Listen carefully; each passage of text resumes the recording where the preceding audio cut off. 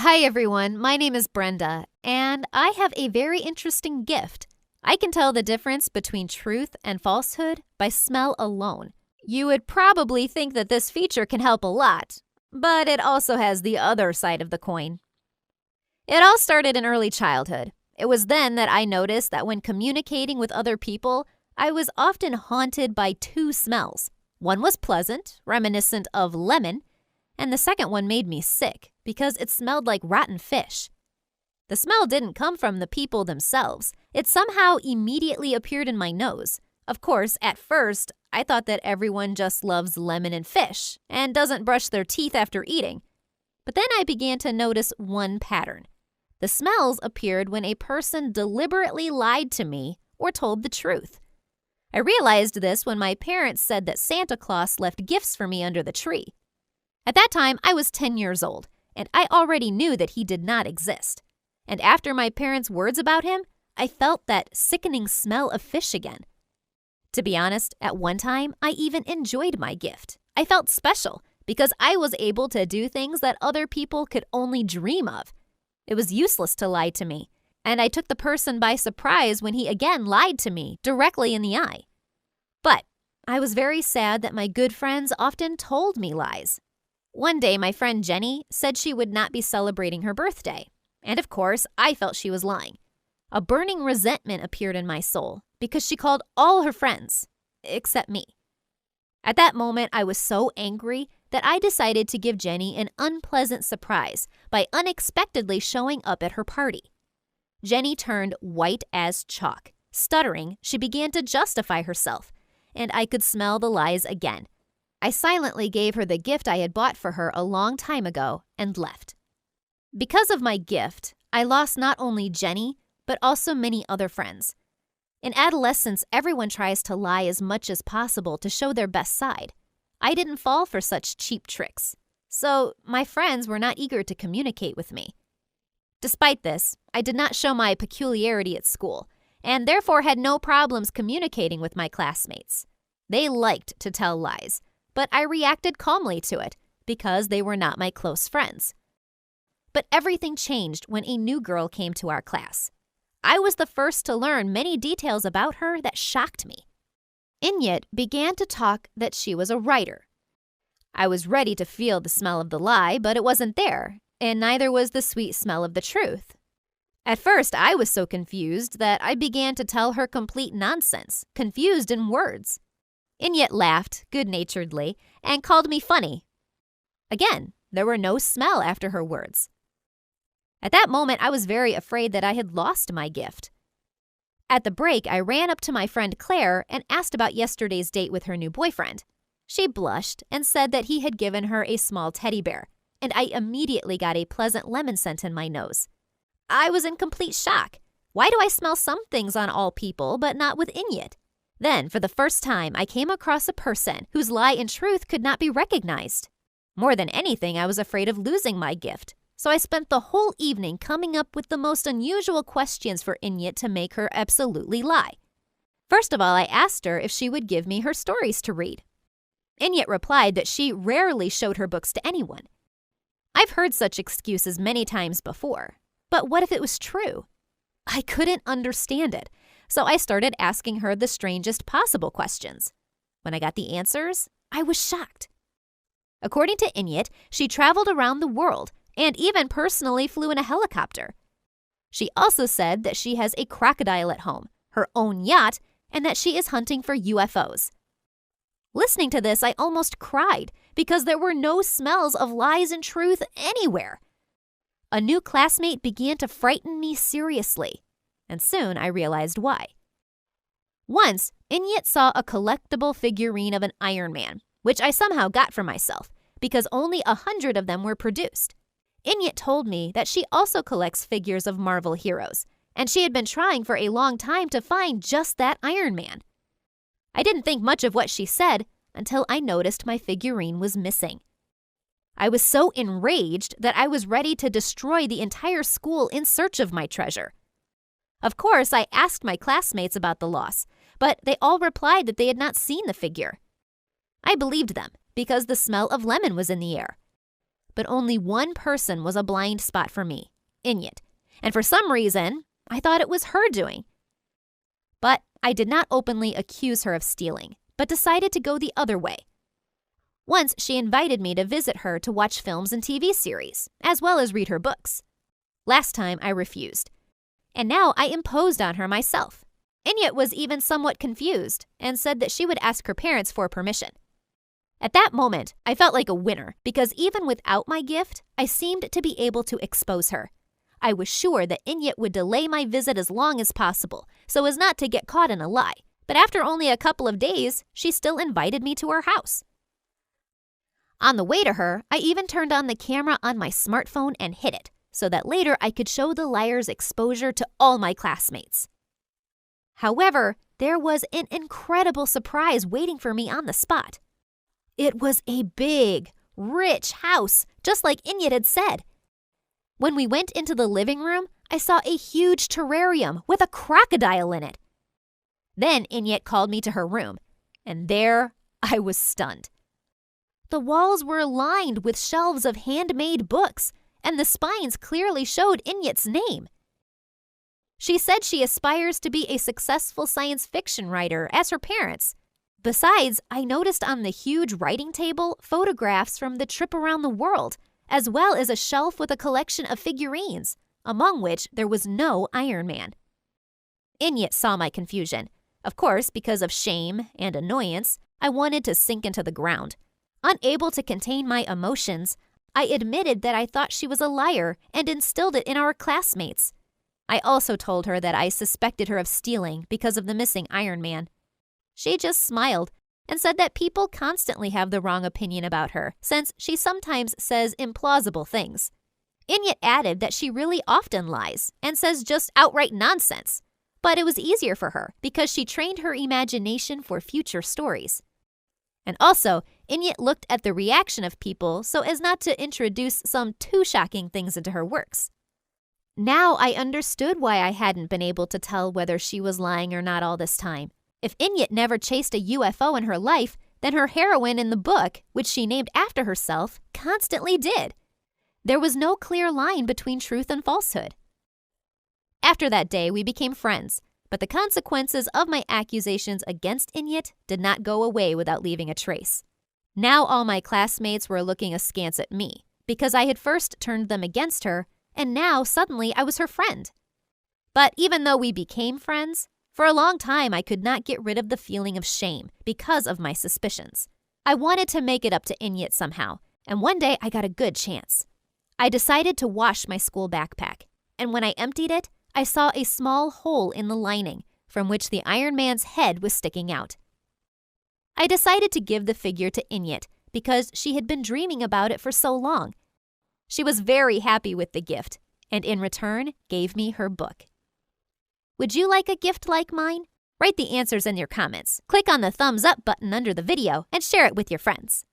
Hey guys, my name is Rebecca, and I go to a school where all students are required to wear carnival costumes. Everyone thought this was a very cool and fresh idea, but soon the opinion of many people about this has changed. At our school, students used to wear a regular uniform, but when a new headmaster appeared, he decided to experiment a little. Mr. Green noticed that children were very sad during classes and studied without any enthusiasm. At first, he tried to make the classes more diverse so that we would not just sit at our desks and listen to the teachers. Some games, quizzes, and even contests were introduced, but still there was almost no effect from this. Such a dull atmosphere reigned for another reason as well. The school was old, and the walls represented all shades of gray, dark green, and other boring colors. It would have been wrong to make renovations during the school year, so Mr. Green came up with a new plan. He decided to replace our uniform with colorful carnival costumes. Some pupils found this decision rather strange, but among the majority of school children, it still evoked significant interest. The very next day, half of the students were dressed as witches, princesses, superheroes, and even celebrities. I was no exception and put on my Halloween Maleficent costume. Believe it or not, this method really helped many students come to school in a good mood. At that moment, no one could have thought that some person would start using the costumes for personal gain. The thing is that during the breaks, we were allowed to wear masks, and one day, a purse with money belonging to my friend Margaret went missing from her locker. One of the guys said that he saw a person wearing a Joker mask near Margaret's locker. However, there were at least a dozen guys with a Joker mask at our school, and it was impossible to figure out who was the thief. In addition, that person managed to get into the locker somehow, although only Mr. Green and our cleaning lady had access to it. I doubt that they were the ones involved in the theft. Margaret was very upset about the money because she planned to spend it on new headphones. After hearing her story, my classmate Hugh, who was Margaret's older brother, gave her all of his pocket money. This act was very noble, but it seemed to me that Hugh did it for a reason. The thing is that he was in love with me for a long time and did not hide his feelings. But I didn't like Hugh at all, which I told him several times, but he did not lose hope and continued to fight for my attention in every possible way. At that moment, he showered me with compliments after seeing me in my new outfit, but before that, he had tried in every possible way to show himself as a hero. For example, he let me copy his test answers, or one day, in my presence, he helped the elementary school students for me to notice how kind he was. But no matter what he does for me or other people, my heart will never melt in his favor. Hugh really wanted to help find the thief. But to be honest, I didn't want to wander along the school corridors and look under the mask of every joker. I was sure that it was a waste of time. Of course, some of the guys had done a stupid thing, but it's unlikely it would happen again. But I was mistaken, because one thing was missing from my locker as well. On that day, I brought my favorite brooch to school, which I wanted to wear during the school disco, but at the last moment, it was postponed till the next evening, and I left the jewelry for one night in my locker. However, in the morning, it was no longer there. I had no doubt that the Joker was involved in this, so I began to ask my classmates if anyone had seen him near my locker. Some of the guys said that Batman was standing there for a very long time and looking around suspiciously. Okay, so the thief decided to change masks to confuse me. Hugh offered me his help in the investigation once more, but I refused again, deciding that it was worth telling the headmaster about it. I thought that he would be more useful than my classmate, but this was not the case. Mr. Green said that he would deal with the situation, but it wasn't worth expecting the result soon since the school was changing cameras, so the old ones weren't working. And without the recordings from the cameras, it would be very difficult for him to find the thief. I thought that I would never see the brooch again, but a shocking surprise was awaiting me. My favorite stolen brooch was hanging on the dress of my classmate Kim, who came to school for the second lesson. She told everyone that it was a gift from an anonymous person who was in love with her. I didn't believe her because it was an exclusive and unique brooch that my mother made specifically for me. Kim dared to steal it and then was telling everyone that it was hers. I immediately started a real interrogation, but she did not want to talk to me in such a rude manner. I couldn't hold it and pounced on her. Classmates began separating us right away. Hugh pulled me aside and said that he would help me get the jewelry back if I trusted him. In the heat of emotion and even some kind of despair, I immediately agreed. We were sitting together in the cafeteria and discussing our plan of action. At first, Hugh offered to buy the jewelry from Kim, but I rejected the idea. She would never agree to such a deal, and I didn't want to buy my own thing from the thief. Then he offered to just grab her and immediately take her to the police. Basically, we had the evidence that Kim was involved in the theft. I didn't like this plan, but we had no other choice. Hugh said he needed to get something out of his locker to put the plan into practice, and then when he was rummaging in it, the Batman mask fell out of it. I immediately pushed him aside and examined his locker, where I found a Joker, Iron Man, and Captain America mask, along with Margaret's empty wallet. I was so angry that I almost pounced on him and started beating him. Hugh asked me to calm down and said it was not what I thought. Well, yes, of course, I definitely believed him. In front of me, there were all the proofs of his guilt. Hugh was involved in the theft at school, but I didn't understand why he had done this. I said that I would not give him away if he told me the whole truth right away. He looked at me sadly and then said that he was not guilty. I was not moved by his sad eyes and his sad voice because I had no doubt that he was blatantly lying to me. I told him that I would immediately report everything to the headmaster and also contact the police. At that moment, Margaret was passing by us. I proudly announced that I had found the thief and that he would not be able to escape the punishment. After hearing my words, Margaret turned pale and looked at me and Hugh in a strange manner, and then she said that her brother was not guilty. It was she who was involved in all the thefts. I could hardly stand on my feet because of such shocking news and had only one question. Why was she doing all this? Margaret said quietly that she really wanted Hugh and me to get closer. As it turned out, all this time it was painful for her to see her brother, who was constantly sad because of me. At some point, this plan came to her mind. She thought that if we had a common problem, then we would solve it together, and because of this, we would become closer to each other. So Margaret decided to start with herself playing out a real tragedy about her missing wallet. However, this did not bring any results, so she decided to move on to Plan B. Margaret knew my locker number because I often opened it in front of her. It was not difficult for her to enter the required code and then take the brooch from there. After that, she put it in Kim's backpack together with her anonymous note to cover her tracks. All the masks in Hugh's locker really did belong to him, and Margaret secretly took them for her own purposes and then secretly returned them. She actually wasn't trying to set up her brother. It all sounded convincing, but where did he get Margaret's wallet then? Hugh smiled and explained that he bought his sister a similar one, as she was very upset about the fact that it was missing. I was so shocked by this story that I told Margaret that I did not want to talk to her at that moment. Because of her stupid plan, I lost my favorite brooch and almost told the headmaster and the police that an innocent person was guilty. However, the very next day, I noticed a piece of jewelry in my locker along with an apology letter. It's easy to guess who returned the brooch to me, but I was not ready to forgive Margaret. Despite such a despicable act, I did not tell the headmaster anything about Margaret, but this story with theft made Mr. Green worry, so he decided to return to regular school uniforms to avoid similar situations in the future. Would you tell the headmaster about Margaret's deeds? Give your answers in the comments. Click on the thumbs up button below the video and share it with your friends. Hey everyone, my name is Claude, and I run very fast. So fast that I can easily overtake the car. I consider it my gift, which I've always actively used. But soon I was banned from running, and this literally put me at a dead end.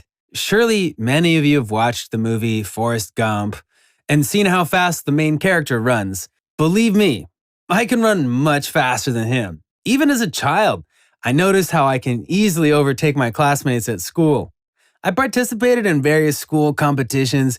The teacher, seeing my potential, even sent me to the city relay races, where I took one victory after another. He kept telling me that I had a real gift, and that inspired me to develop it.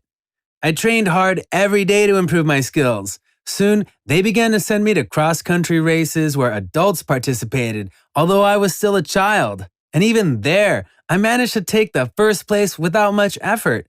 Once someone suspected that I was using doping. Because of these suspicions, I was tested before every competition, but nothing could be detected in my blood since I had never used anything forbidden to win. So, year after year passed, and when I turned 17, I achieved an unprecedented result. I could overtake the car at high speed. I know it's hard to believe, but I've been training several times a day for many years. This allowed me to get into the Guinness Book of Records. They wrote about me in newspapers and various blogs, and also often asked me to demonstrate my abilities. I became a real celebrity, not only in my state, but also in the country. However, it played a cruel trick on me. When people found out that I would participate in the next competition, they simply refused them, seeing no point in competing with me. At first, I was flattered because I felt invincible, and then the organizers simply forbade me to run in cross-country, relay races, and marathons. This was justified by the fact that the participants do not have any excitement. Even the spectators no longer came to the stands to cheer, because they knew the obvious winner. I was refused once, twice, and then they simply imposed a permanent ban on absolutely all competitions. At first, I was not particularly upset, as I began to be invited to various shows. There, I was like a real phenomenon, the center of everyone's attention. I was happy to show my abilities, overtaking cars, but soon the television began to refuse me because people were tired of watching the same thing. I was very upset because I really enjoyed winning and receiving awards. I considered it the meaning of my life. This hit me so hard on my ego that I decided not to give up just like that and illegally make my way to the running competitions. First, I asked my elder brother to sign up for one of them. My brother didn't come, but I came instead. But as soon as the organizers saw a familiar face, they immediately kicked me off the field. It was an unsuccessful attempt, but I did not intend to give up. One day, in the middle of a cross-country race, I just cut into a row of participants who had just started the race. But as soon as I came to the finish line first, I was immediately issued a large fine for violating the rules. However, I did not get off with one fine. The cross-country team caught me after the competition. They were furious at my insolence. At that moment, my quick feet could no longer help me. As a result, a fight ensued in which I paid for my arrogance. But even that didn't stop me.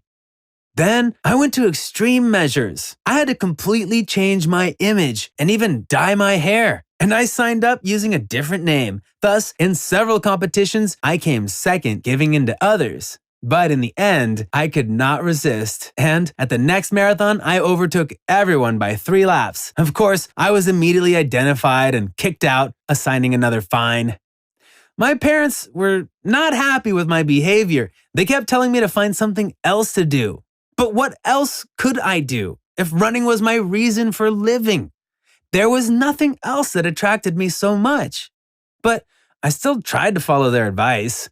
First of all, I decided to improve my knowledge at school because after the ban on participating in competitions, the teachers stopped overestimating my grades. But studying seemed terribly boring to me, and I literally fell asleep in class.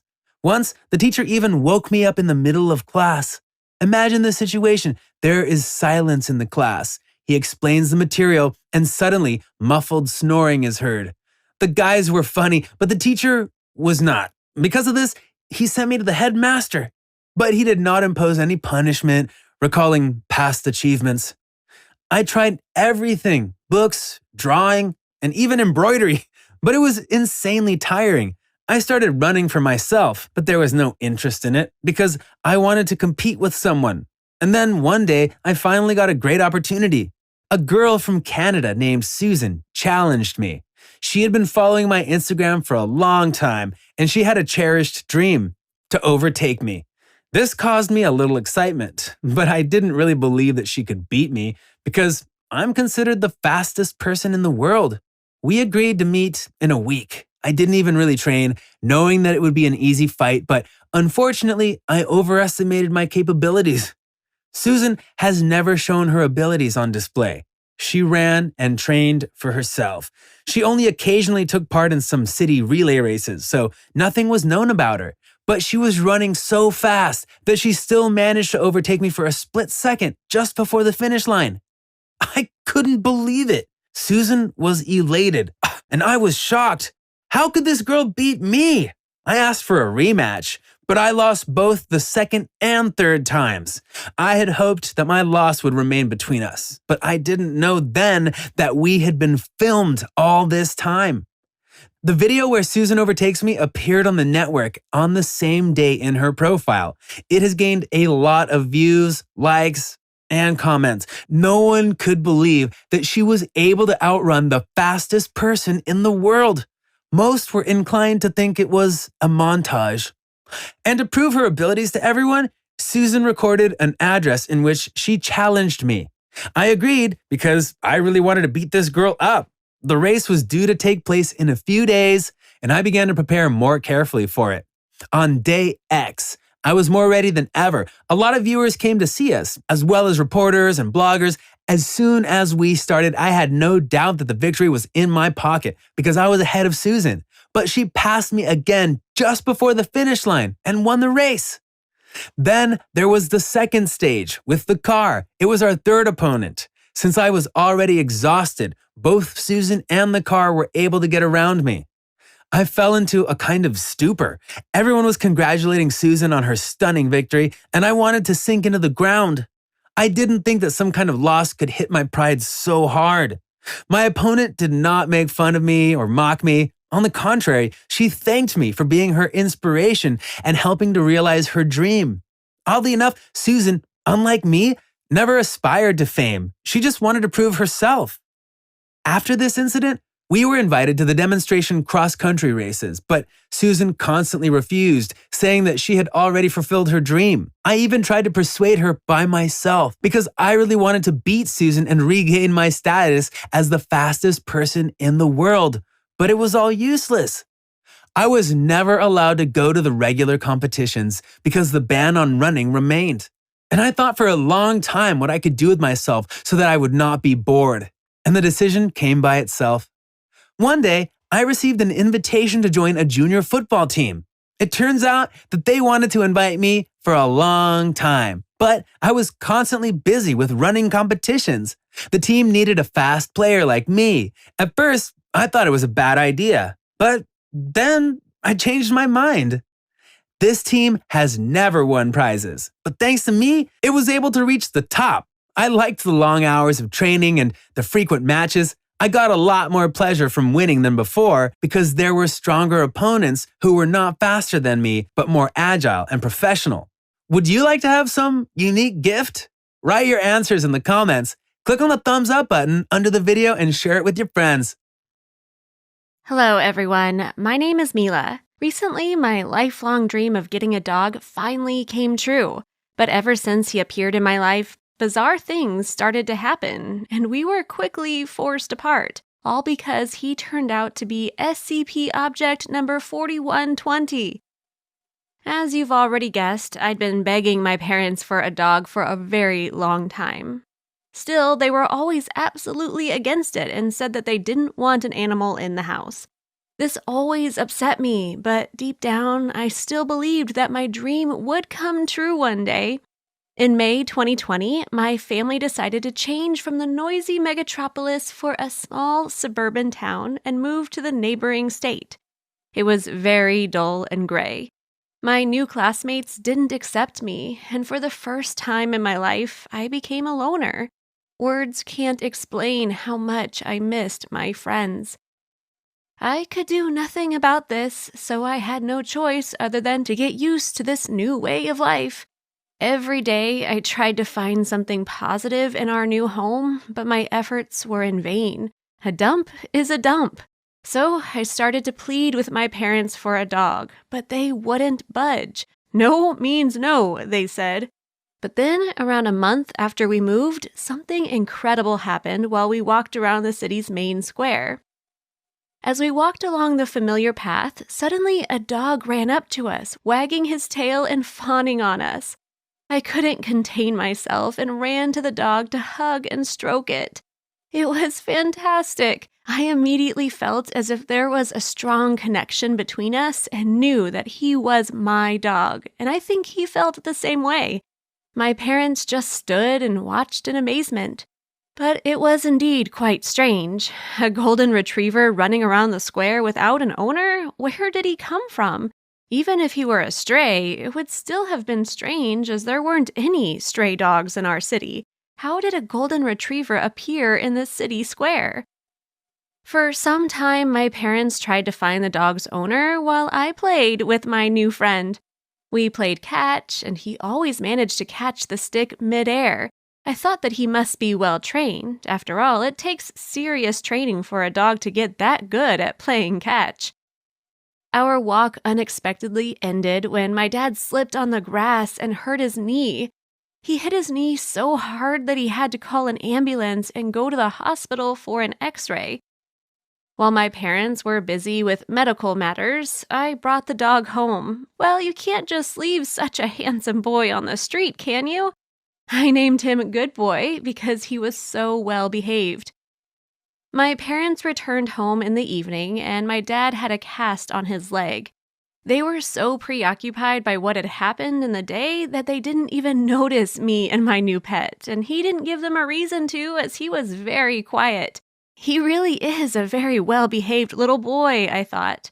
As you've already worked out, we didn't manage to find the owner, so he ended up staying with us. At first, my parents protested and suggested that we find somewhere else for him, but after I said that he chose us and it must be fate, they gave in. My new friend Ellie, who, like me, had recently moved to this dump and was very lonely, also helped to convince my parents to keep the dog.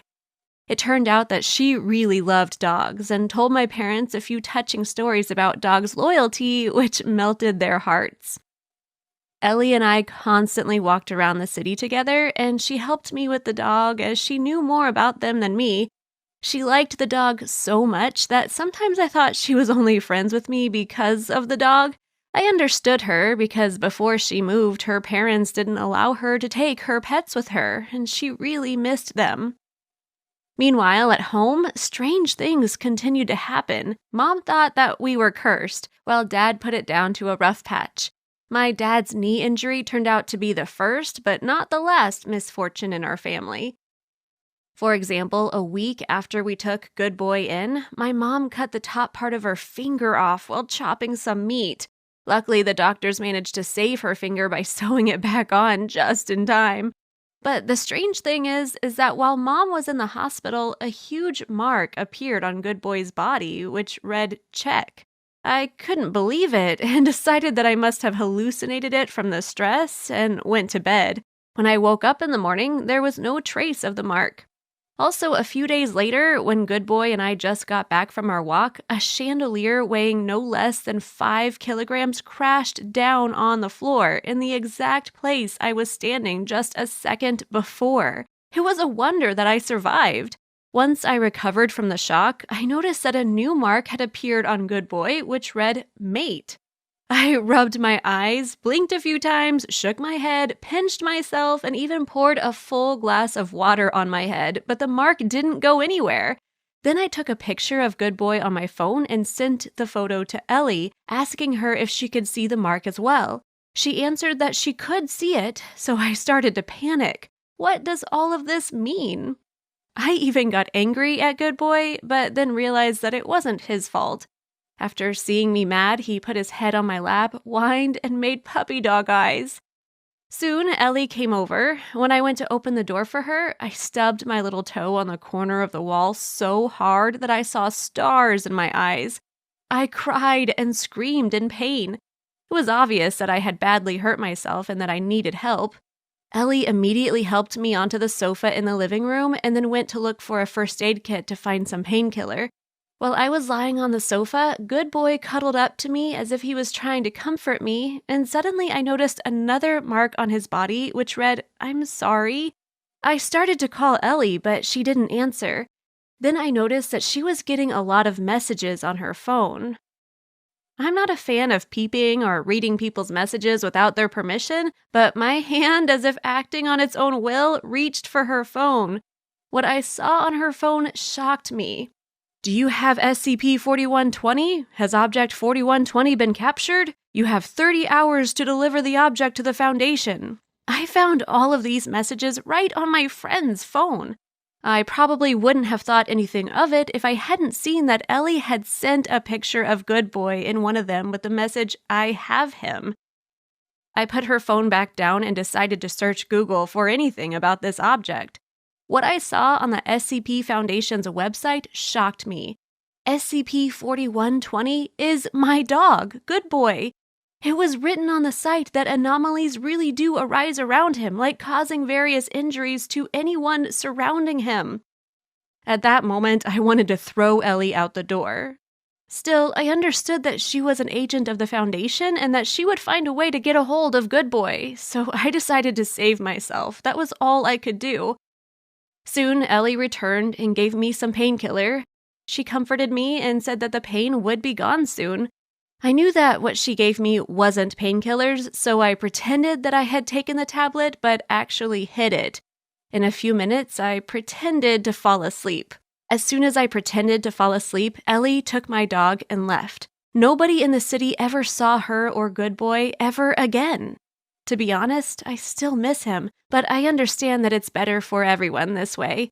Good Boy is dangerous and should be with the Foundation. Do you believe that there are people and animals that cause destruction without meaning to? Write your answers in the comments, hit the like button, and subscribe to our channel if you haven't already.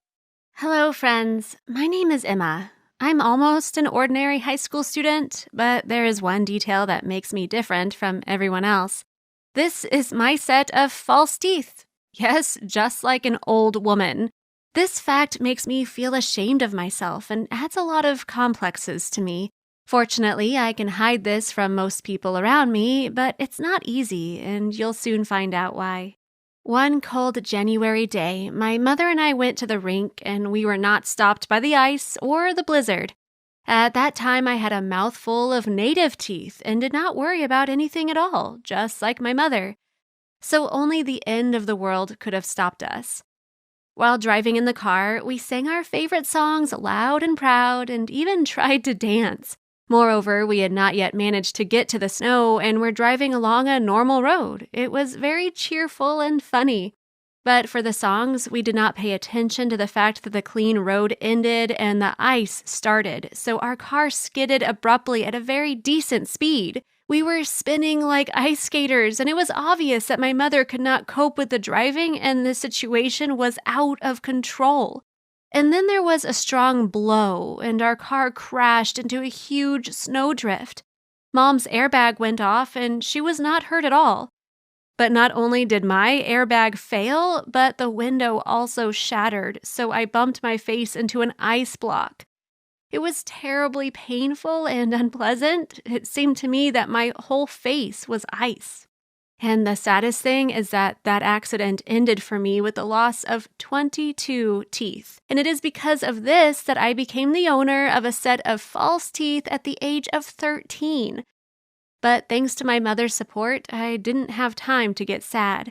As soon as we found out that I was going to have a set of false teeth, my mother exclaimed, "Emma, that's cool. You will not need to waste time brushing your teeth or spend money on care and treatment."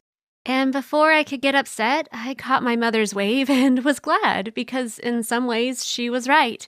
And in general, everything somehow turned out very well because no one except my best friend Melanie even knew what had happened, neither my friends nor my classmates. It's just that at the time of the accident, the school was on vacation and then I spent a couple of weeks on sick leave. And since my life hadn't changed at all, I considered myself a perfectly happy person. Good grades at school, great friends, an understanding mom, and no dental problems. But everything turned upside down completely unexpectedly. That day, my friends Melanie and Charlotte and I went to spend the night with our mutual classmate Amantha. If you've ever spent the night with your friends, you know how fun and tempting it is. I have never missed such parties in my life because getting out somewhere without parents is a real quest at my age.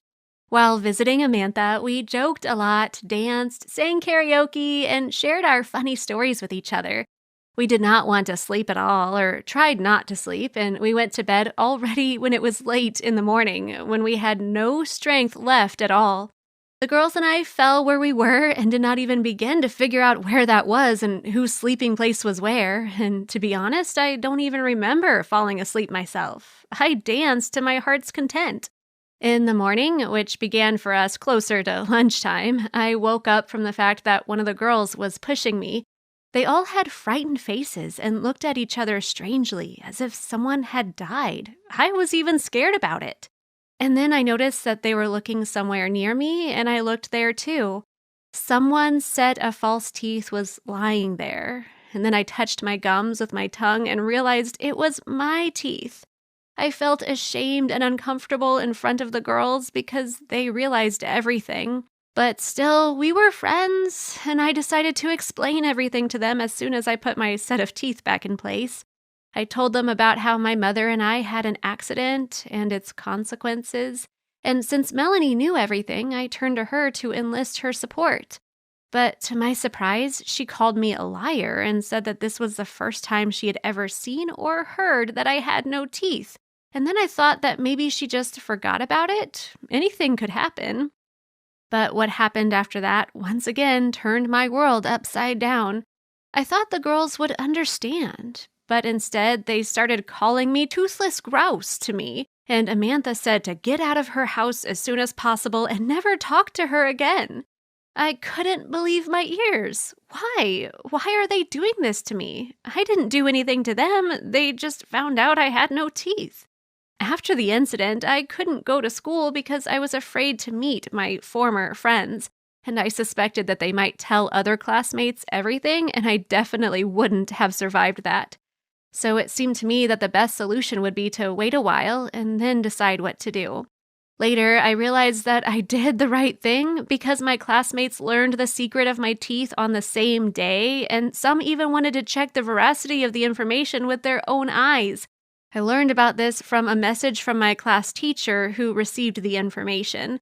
Then I had to tell my mother about everything because I had to do something and start going to school. I decided not to hide anything and told everything as it was. Fortunately, my mother again reacted with understanding and said that if such an unpleasant situation developed around me in this school, she would transfer me to another school where the children would be much more adequate and kinder than these ones. I was grateful to my mother for her help and support, and of course, I agreed with her. But before we started packing, I decided to talk to Melanie one last time, especially since I needed to give her a forgotten bracelet. Having come up to her, I told her everything that was in my heart and what I thought about her actions and that I considered her a traitor.